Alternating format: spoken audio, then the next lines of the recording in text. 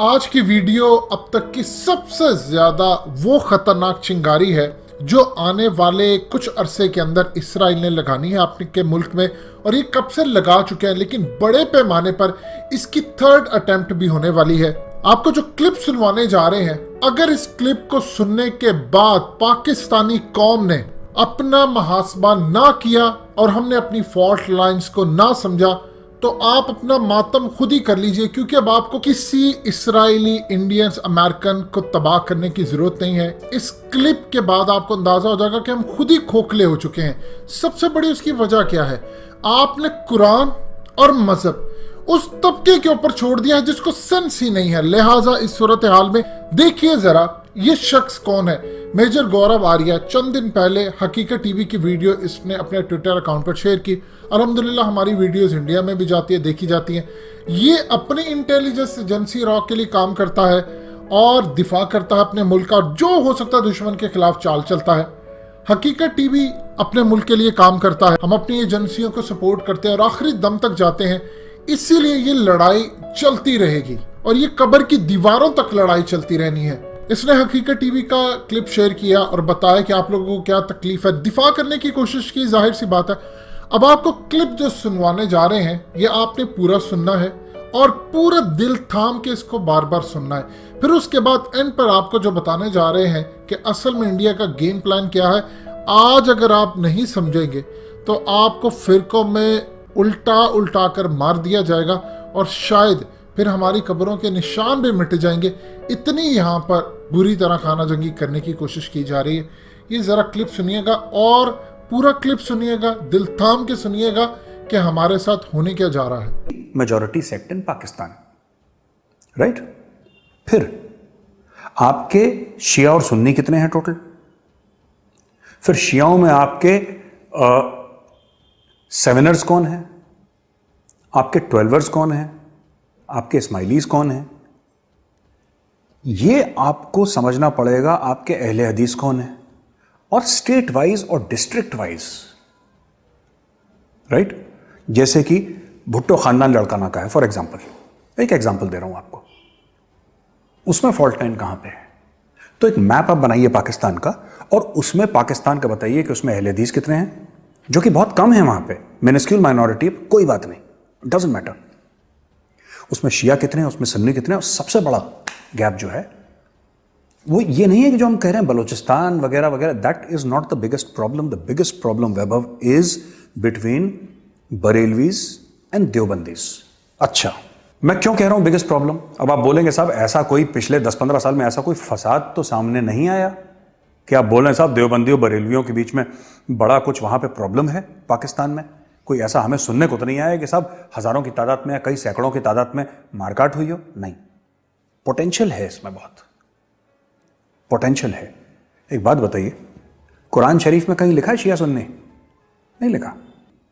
उसी तरीके से जब कुरान शरीफ लिखी गई थी, या कुरान शरीफ जब जिसको कहते हैं नाजिल हुई थी आसमानी किताब, तो आप एक बात बताइए, किसी को पता था कि देवबंद कहां है और बरेली कहां है? नहीं था ना। तो अगर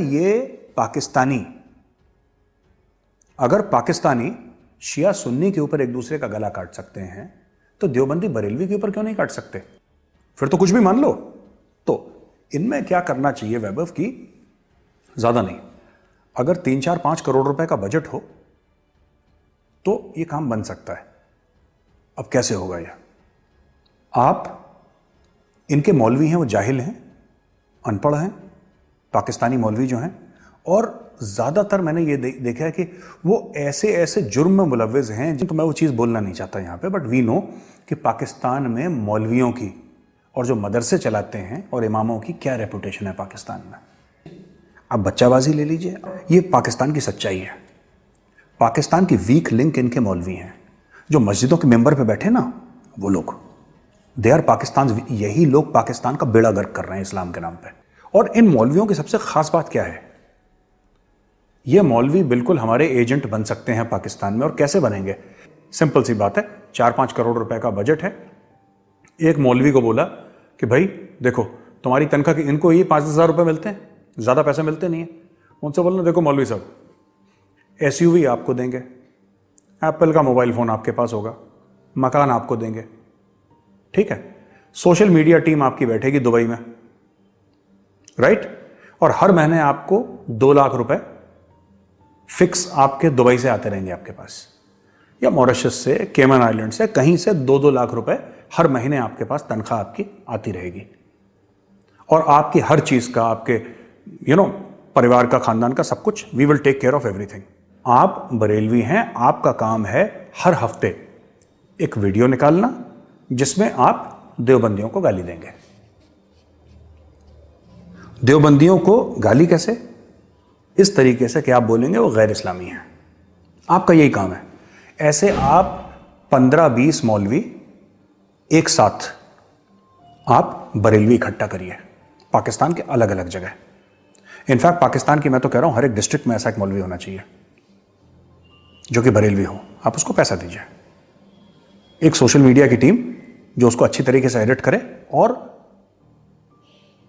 रिलीजियस टेक्स्ट्स का हवाला देते हुए, क्योंकि यही पाकिस्तानी करते आए हैं। जबकि कुरान शरीफ ये नहीं कहता कि शिया कौन है, सुन्नी कौन है, ये नहीं कहता कि बरेलवी कौन है, देवबंदी कौन है, अहले हदीस कौन है, सेवनर कौन है, 12 कौन है, ये कुछ नहीं कहता। वो तो कहता है कि तुम मोमिन हो। लेकिन उसमें गंद किसने डाली? मौलवियों ने डाली ना गंद उसमें। हम मुसलमानों ने तो नहीं डाली, मौलवियों ने गंद डाली। पाकिस्तानी मौलवियों ने जो गंद डाली है अपनी खुद की रिलीजियस टीचिंग्स में, हम तो यही कह रहे हैं कि उसका और फायदा उठाओ। यानी बरेलवियों को देवबंदी के खिलाफ कुछ ना कुछ मिल ही जाएगा, मिल जाएगा, आप उसका फायदा उठाइए, आप उसका फायदा उठाइए। उसी तरीके से आप फिर जाइए और देवबंदी मौलवियों के पास, उनकी एक अलग सोशल मीडिया टीम हो और देवबंदी मौलवियों को यह बोलिए कि भैया आप एक काम करिए, आप बरेलवियों को उल्टा सीधा बोलिए कि कुरान की रोशनी में या हदीस की रोशनी में यह काफिर है, यह वाजिबुल कत्ल है। 6 महीने के अंदर पाकिस्तान में अर्थक्वेक आ जाएगा। आपने क्लिप सुना। अब एक चीज ध्यान में रख लीजिएगा, ये काम इंडिया अब से नहीं करना नहीं है, इसने ये कर चुका और स्टिल कर रहा है। आप एक बात बताइए, आपको कैसा लगेगा जब आपको पता चले आप सारी जिंदगी किसी ऐसे शख्स के पीछे नमाजें पढ़ते रहे हैं जो किसी बैरूनी एजेंसियों से पैसे लेकर आपके मुल्क के अंदर फिरका वारियत फैला रहा है और असल में वो किसी और मुल्क का करिंदा है, तो आपको कैसा लगेगा? इसके बचाव के लिए आपने करना क्या है? नंबर 1 काम जो आपने करना है, अल्लाह की रस्सी को मजबूती से थाम ले, कुरान मजीद को खुद पढ़ें, समझें।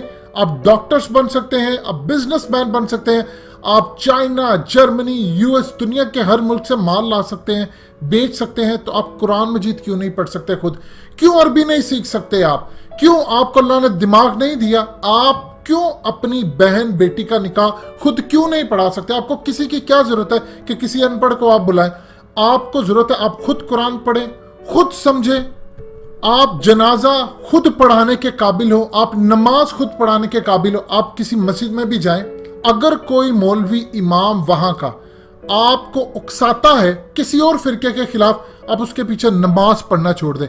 किसी को हक नहीं है कि वो ही सिर्फ अजान देगा, आपको भी उतना ही बराबर हक है कि आप वहां पर जाकर मस्जिद में नमाज पढ़ाएं, आप वहां जाकर अजान दें। आपको दीन का जितना भी इल्म है आप वहां जाकर लोगों को बताएं। अगर कोई आपको रोकता है आप उस मस्जिद में जाना छोड़ दें, किसी फिरके के खिलाफ नहीं जाएं। ये जितने आपको भड़काएंगे इनके ताने बाने बाहर से मिलते हैं। अगर आज आप लोग नहीं समझेंगे तो याद रखिएगा फिर कुदरत आपको मौका नहीं देगी। ओपनली रॉ के एजेंट खुलकर बात आपसे कर रहे हैं कि हम आपके मौलवियों को पैसा देंगे लड़वाने के लिए। ऐसा नहीं है कि तमाम ऐसे हैं, बहुत अच्छे भी लोग होंगे जो आपको अल्लाह और उसके दीन की तरफ लाए। आप अपने मस्जिद के जितने भी लोग हैं उनको कहें कि आप दिन रात एक करें। आप उनको चंदे भी देते हैं कि यहाँ पर अल्लाह का निज़ाम कायम हो, इसकी कैंपेन चलाएं कि हमने खुलफा राशिदीन का निज़ाम कायम करना है, हमने यहाँ पर अल्लाह का निज़ाम कायम करना। अगर कोई ये बात नहीं कहता और सिर्फ आपको इसी तरफ लगाया है जी कुरान पाक अरबी में पढ़ते नहीं, इसको समझने की कोई ज़रूरत नहीं, तो वो आपका सबसे बड़ा दुश्मन है।